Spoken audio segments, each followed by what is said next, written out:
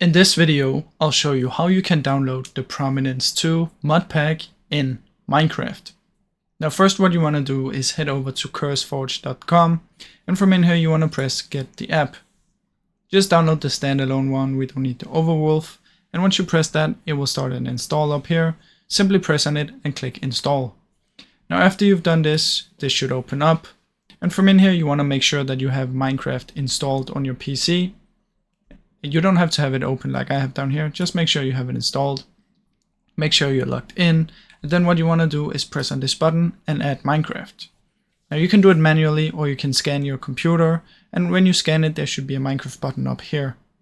Now click on the Minecraft, press browse and search for Prominence II for 2.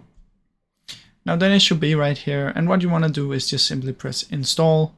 Once you've clicked install on it, it will install itself, and then you can just press the play button. Now when you press play, Prominence 2 is going to open up your Minecraft, and then you'll play in the mod. Now that's basically how it works, guys. It's super simple and super easy. Now I really hope you enjoyed this video. If you did, please leave a like and subscribe, as it helps me out a ton. Thank you so much for watching.